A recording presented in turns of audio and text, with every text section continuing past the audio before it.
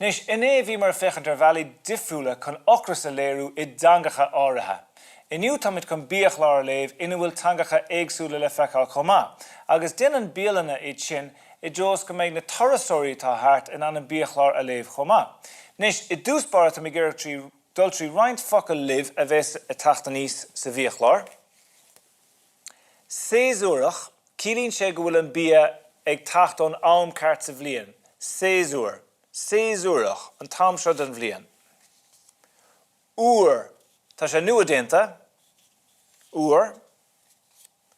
Rósta, déantar éid sin san ain, glasrí, nó prátaí rósta. Rósta.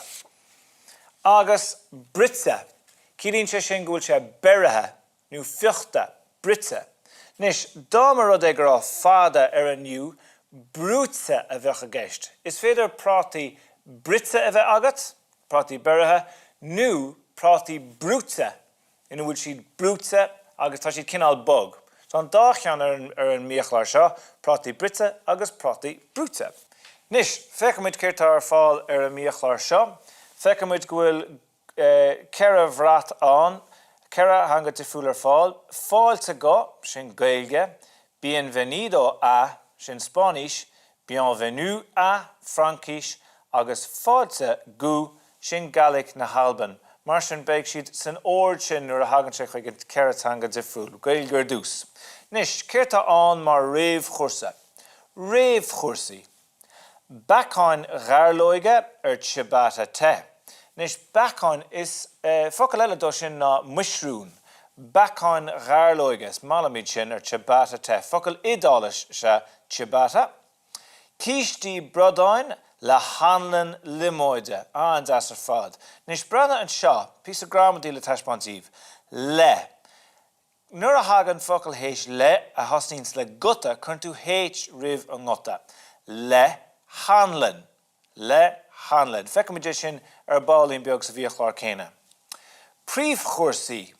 Nis. Fiol, carne, viand agus fiol, sin Gaeilge na Halban. Céirtá ar fáil mar phríomh chursa. Brolach lachan ar cheap de frátaí brite le hanlan. Bhí mar caintear sin ar bálín le agus héit rih an ngota. Brolach lachan, is breala me sin bíte anbhlasta ar fad, agus prátaí brite, sin prátaí atá beirithe. Prátaí brite.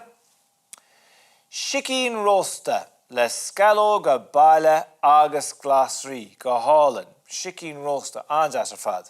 Nis, tá iasc ar fáil an seo chomá. Iasc, Spáis, pescado, Francais, poisson, agus Gaeilge na Halban, iasc. Iasc an le glasrí úra agus prátaí brite. Andas ar fad. Nis, glasrí úra. Tá glasrí scrífas an iver olra, cílíonn sé go gaithí an adíocht úr a bheith scrífas an iver olra chomá. Sinna fágur úra atá i gceist. Le glasrí úra. Nis, níl is amsa cén iasc atá ar fáil, cá me ceist chur bhreastalí gan fáil amach. Nis, má bhogamid roig, tá bír ar fáil chomá de riine nach nihin fiol, fiol sé tóirí, agus is ráha é sinna bhíonn ar golóir Biachlár na chomá. Feicimid céirtá an rob sin, choirí glasrí le ríis, scalóga, nu, la agus la. Andas, is das go bhfuil an ráha an, ríis agus scalóga bheith agat. Nis, salad an salada. Salad agus salad. Nis, céirtá an mar halid. Salad Caesar le bágún, parmesan úr, agus anlan an tí. Nis, is cinál cáis é seo, parmesan, agus anlan an tí. Meastú cinsáis anlan é sin, chur me ceiste ar bhreastalí faoi sin. Agus an chuid is deise den bhéle dar lomsa ná ag a deire nuair hagan an bhilseog. Agus siad iad na cácaí tar fáil. Cáca, pastel, gâteau, agus cake. Nis, cíiste cáise suatha talún le thuachtar an deas ar fad. Salad torthaí séasúracha le thuachtar róta. Smala mé sin freisin. Agus pís Francais catasteach chomá crème brûlée. Crème brûlée. Spreálam an bhilseog sin cinál crua ag amárach, bín sé andas.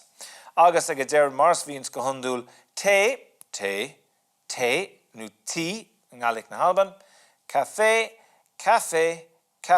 agus coffee atá an in Gaeilge na Halban. Tá go leor rán andas an seo, caim sé ceistechar ar a bhreastalí faoi cúpla rud atá ar a Biachlár go Foghlama, céir dé anlan an tí agus ias gan lé. Tá má bholag hir mo grím le hochras, tá fíor fán am go le githe agus duine mé sin in istíreach.